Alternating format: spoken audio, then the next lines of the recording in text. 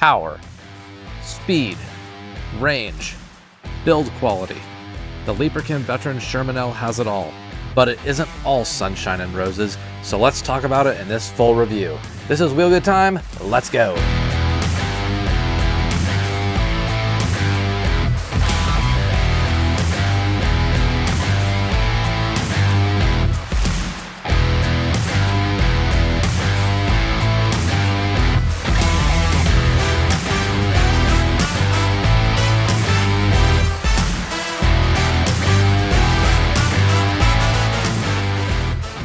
Let's get the base stats out of the way first on the Leaperkim Veteran Sherman L.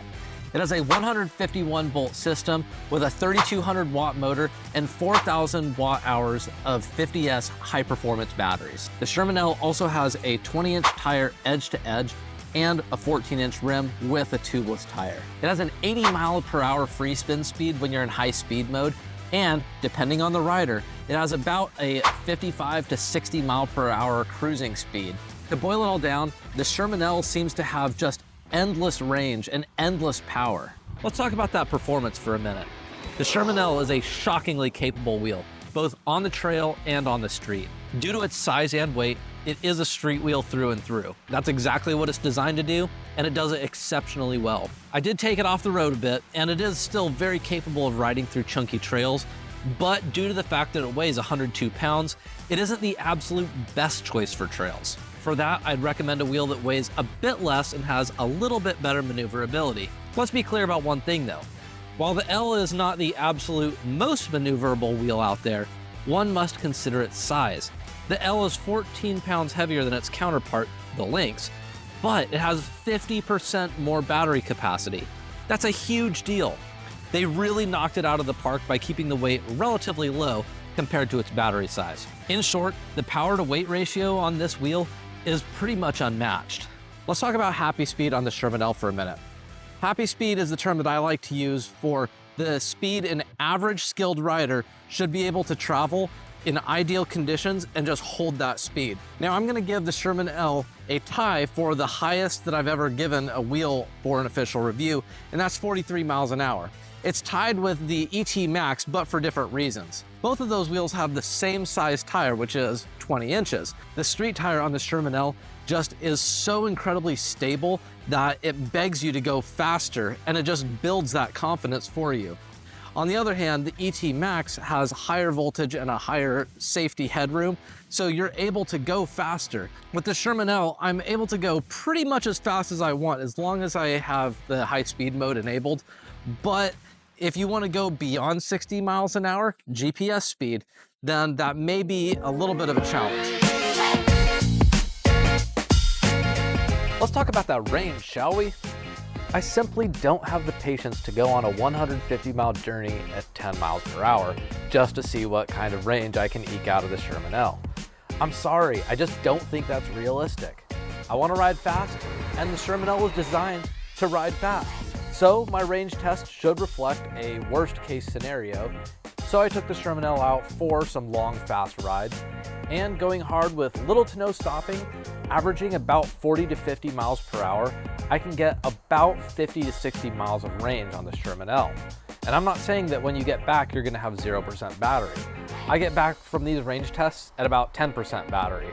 Yes, I could have gone 20 miles per hour the entire time and gone well over 100 miles, but I'm simply unwilling to dedicate an entire day to do a boring range test. So those were my results, and as always with EUCs, your mileage may vary.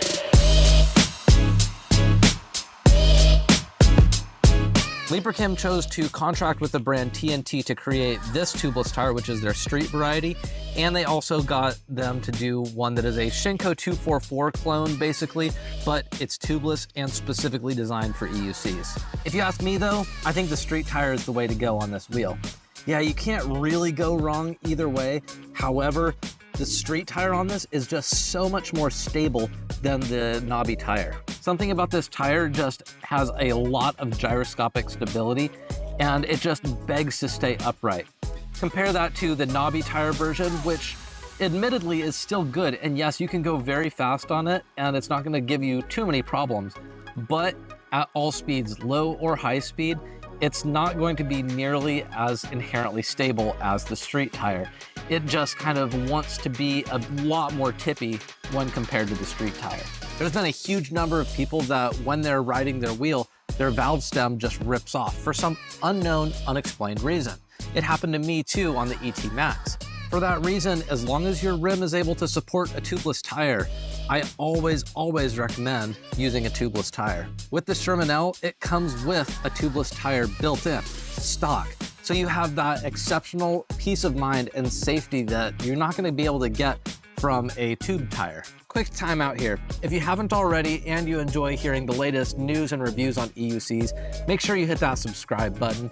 It also makes me happy when the YouTube algorithm pushes more of my content in your face. So thank you.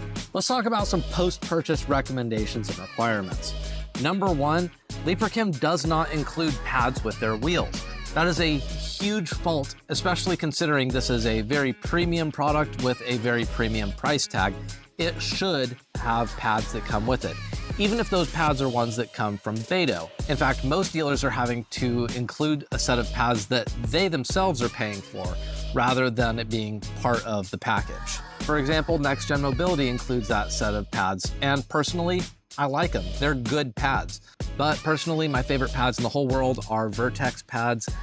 The reason why they're my favorite is because I got to be a tester guinea pig for them, and so I got to kind of help with the design, and so they're amazing. The fact that you have an obnoxiously large rear brake pad really adds to the control. But the only thing that comes with the L is a set of toe locks here, no pads. And so therefore, this is an incomplete package right off the get-go. Furthermore, it does not have a seat. And so that's another thing that you're gonna have to buy if you ever plan on riding seated. Again, this is a premium product with a premium price tag, and therefore you should be able to ride seated on it without having to fork over extra money. But that's not the case here again. The default seat, if you will, comes from Beto, and if you ask me, it's just not very good. It doesn't stay the way it's supposed to, and it's just super floppy. Some people have had better experiences, but I know a lot of people that have the same exact experience as me, and that's not good. This area here is just not conducive to sitting. Seated riding is not comfortable unless you have a seat on the Sherman L. So ultimately, you're gonna have to buy a seat, and hopefully not this one.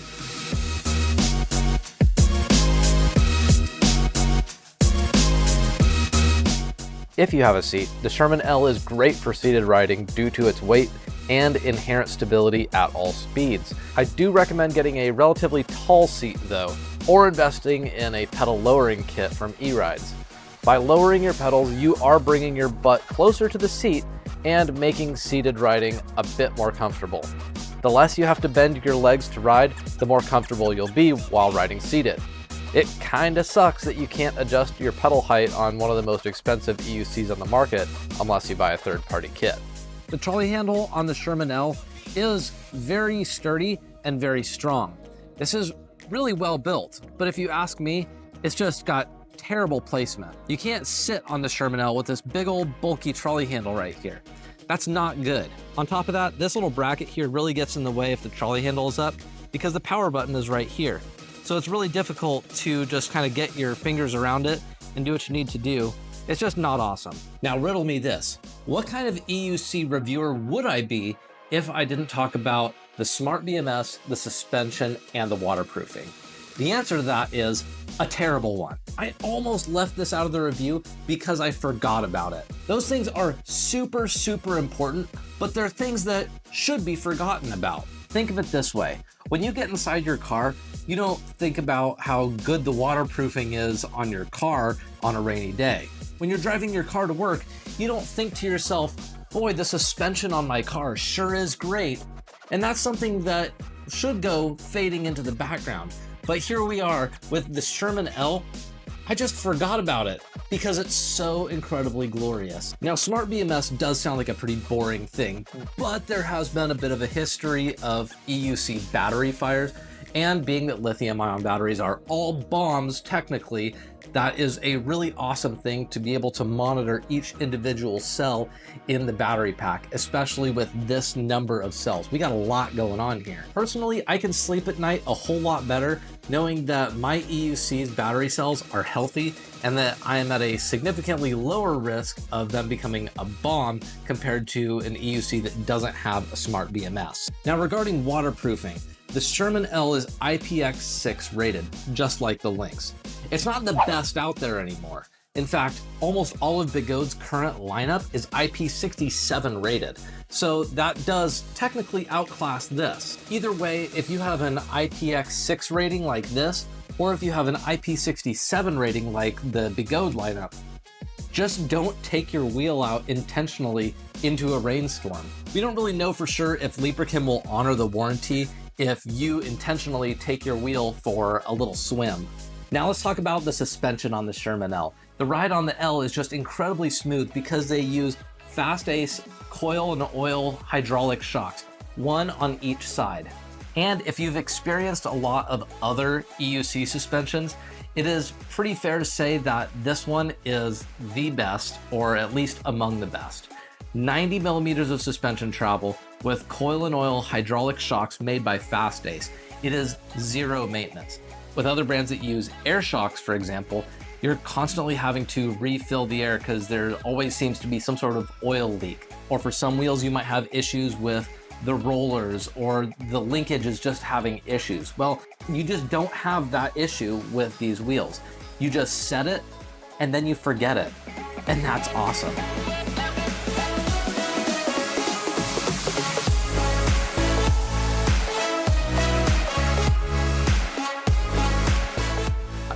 Leaperkim has enabled a really cool safety feature where basically you don't have to ride with a Hall sensor.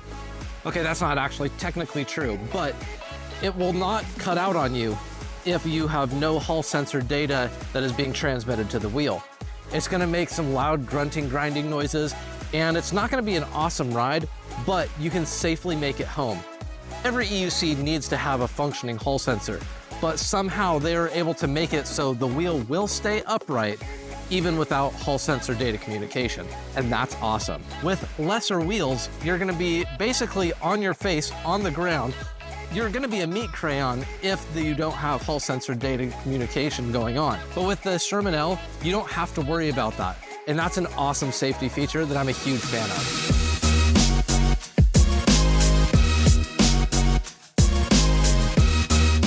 Let's come to some final conclusions about the Sherman L, shall we? This wheel is so full of paradoxes. It's extremely lively, and yet it's completely serious. Pretty heavy at 102 pounds, but it's also very nimble for its size. This wheel is for very aggressive riders, but it's also exceptionally safe.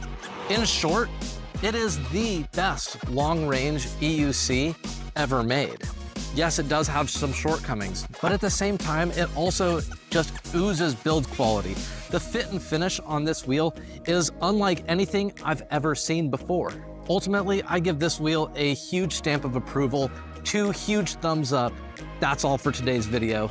Thanks for joining me, and I'll see you next time.